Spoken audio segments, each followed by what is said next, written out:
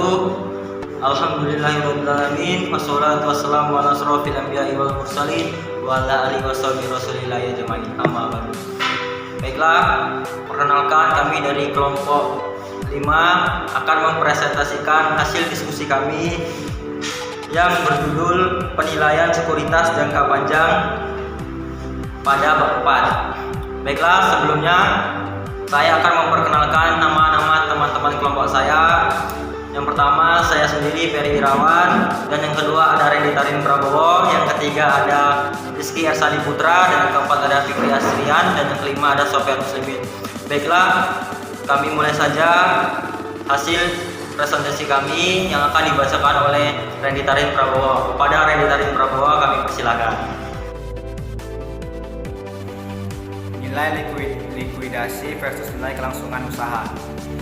Nilai likuidasi adalah jumlah uang yang dapat direalisasikan jika sebuah aset atau sekelompok aset, contohnya perusahaan, dijual secara terpisah dari organisasi yang menjalankannya. Nilai ini berbeda dengan kelangsungan usaha. Perusahaan yang merupakan nilai perusahaan jika dijual sebagai usaha yang berlanjut. Kedua nilai ini jarang sekali sama, dan kadang perusahaan sebenarnya bernilai lebih jika mati daripada hidup. 2. Nilai buku versus nilai pasar. Nilai buku, book value. Suatu aset adalah nilai akuntansi dari aset tersebut, biaya aset dikurangi akumulasi depresiasinya. Sementara nilai buku perusahaan adalah perbedaan nilai uang antara aset total perusahaan dengan kewajibannya serta saham preferennya, seperti yang tercantum dalam laporan posisi keuangan. Secara umum, nilai pasar hanyalah harga pasar dari aset jika diperdagangkan di pasar terbuka. Bagi perusahaan, nilai pasar seringkali dipilih dari nilai tertinggi antara nilai likuiditas atau kelangsungan usaha perusahaan. Yang ketiga, nilai pasar versus nilai intrinsik. Bagi sekuritas yang aktif diperdagangkan, nilai pasarnya adalah harga pasar terakhir yang dilaporkan saat sekuritas tersebut dijual. Nilai intrinsik dari sekuritas di sisi lain adalah harga yang seharusnya dapat sekuritas tersebut jika diberi harga dengan tepat berdasarkan pada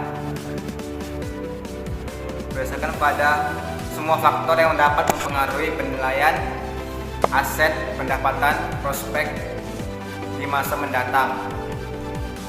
Pendekatan penilaian dalam bab ini digunakan untuk menetapkan nilai intrinsik, nilai seharusnya dari sekuritas berdasarkan bukti-bukti nyata. Penilaian obligasi. Obligasi atau bond adalah sekuritas yang membayarkan sejumlah bunga pada investor setiap periode hingga akhirnya ditarik oleh perusahaan.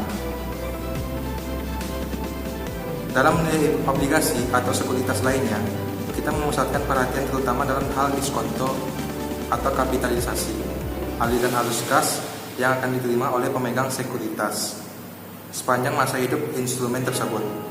Persyaratan pada obligasi membentuk pola pembayaran legal yang terikat pada waktu obligasi tersebut diterbitkan. Pola ini terdiri atas pembayaran sejumlah bunga yang tercantum pada obligasi selama beberapa tahun, ditambah dengan pembayaran akhir. Ketika obligasi tersebut jatuh tempo yang nilainya sama dengan nilai nominal obligasi tersebut, tingkat diskonto atau tingkat kapitalisasi yang diterapkan pada aliran arus kas akan berbeda antara obligasi yang satu dengan obligasi lainnya. Obligasi perpetual. Tahap pertama dan termudah untuk menetapkan nilai obligasi adalah berdasarkan pada kategori khusus obligasi yang tidak pernah jatuh tempo. Obligasi ini memang jarang tetapi dapat membantu menggambarkan teknik penilaian dalam bentuk yang sangat sederhana. Berikutnya adalah obligasi dengan umur terbatas. Obligasi berbunga bukan nol. Jika obligasi memiliki umur terbatas atau finite maturity, maka kita bukan saja harus mempertimbangkan aliran bunga, tetapi juga nilai akhir, terminal value, atau nilai jatuh tempo, nilai nominal, dan menilai suatu obligasi. Berikutnya ialah obligasi tanpa kupon. Obligasi tanpa kupon atau zero coupon bond tidak membayar bunga secara periodik, tetapi sebagai gantinya Obligasi ini dijual dengan harga diskon yang sangat besar dari nominalnya. Bunga majemuk setengah tahunan. Walaupun beberapa obligasi biasanya yang diterbitkan pada pasar Eropa membayarkan bunga sekali dalam setahun, kebanyakan obligasi yang diterbitkan di Amerika Serikat membayarkan bunga 2 kali dalam setahun. Akibatnya kita perlu mengubah persamaan penilaian obligasi kita agar memperhitungkan bunga majemuk 2 kali dalam setahun. Nah, saya akan melanjutkan pembahasan materi dari Rizky Sandi tadi, yaitu mengenai penilaian saham preferen. Kebanyakan saham preferen atau preferred stock membayarkan dividen tetap dengan interval yang teratur. Saham preferen tidak memiliki tanggal jatuh tempo yang tertulis dan hampir sama dengan obligasi perpetual. Berdasarkan pembayarannya yang bersifat tetap, jadi tidaklah mengejutkan jika dalam menilai saham preferen kita menggunakan pendekatan umum yang sama dengan yang diaplikasikan untuk menilai obligasi perpetual. Selanjutnya yaitu penilaian saham biasa. Teori yang berkaitan dengan saham biasa atau common stock telah melalui banyak perubahan selama beberapa dekade belakangan ini. Saham biasa telah menjadi subjek dari banyak kontroversi dan tidak ada satu metode penilaian pun yang diterima secara umum. Akan tetapi, dalam tahun-tahun belakangan ini, makin banyak penerimaan atas ide bahwa saham biasa harus dianalisis sebagai bagian dari portofolio total saham biasa yang dapat dibeli oleh investor. Dengan perkataan lain, para investor tidak akan terlalu khawatir apakah saham tertentu akan naik atau turun, karena mereka akan lebih memperhatikan nilai keseluruhan portofolionya. Konsep ini memiliki implikasi penting dalam menerapkan tingkat imbal hasil yang diminta atas sekuritas. Apakah dividen merupakan dasarnya? Ketika menilai obligasi dan saham preferen, kita akan menentukan nilai diskonto dari semua distribusi kas yang diberikan perusahaan ke para investor.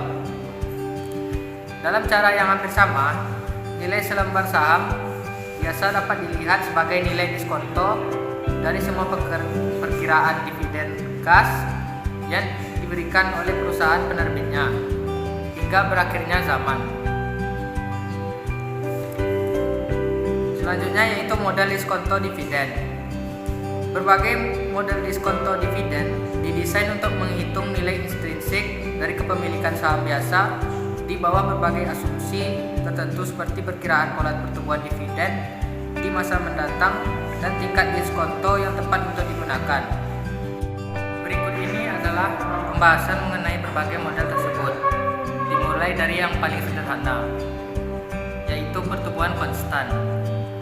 Dividen di masa mendatang dari suatu perusahaan dapat sangat bervariasi, tetapi jika dividen diperkirakan akan tumbuh dengan tingkat yang konstan, implikasi apa yang akan ditimbulkannya atas pendekatan penilaian saham kita?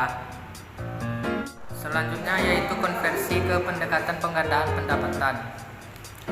Dengan menggunakan model pertumbuhan konstan, kita dapat dengan mudah mengubah nilai dividen ke penilaian berdasarkan pendekatan penggandaan pendapatan.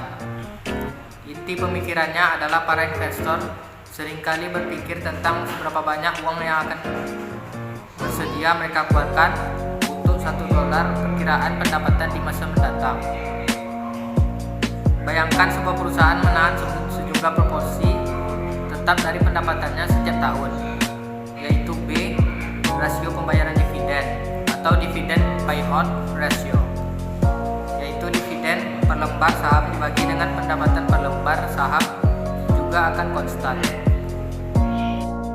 Selanjutnya yaitu tidak ada pertumbuhan. Situasi khusus dari model pertumbuhan dividen konstan akan memerlukan keterlibatan perkiraan tingkat pertumbuhan dividen G bernilai 0. Dalam model ini, asumsinya adalah dividen akan dipertahankan pada tingkatnya yang sekarang ini selamanya. Selanjutnya yaitu tahapan pertumbuhan. Ketika pola perkiraan pertumbuhan dividen sedemikian rupa sehingga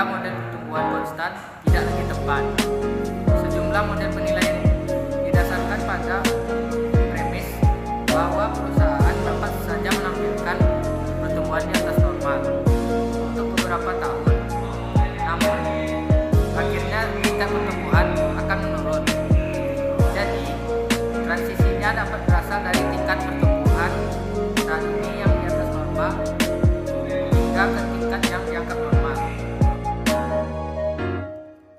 Baiklah, saya akan melanjutkan bacaan yang telah disampaikan oleh Fikri Asrian. Tingkat imbal hasil atau hasil. Yield to maturity atas obligasi. Tingkat imbal hasil yang diminta pasar atas obligasi sering disebut juga dengan yield to maturity obligasi. Yield to maturity atau YTM adalah tingkat imbal hasil yang diharapkan atas suatu obligasi jika dibeli dengan harga pasarnya saat ini dan dipertahankan hingga waktu jatuh temponya. Perilaku harga obligasi. Terdapat jumlah pengamatan atas nilai obligasi sebagai berikut.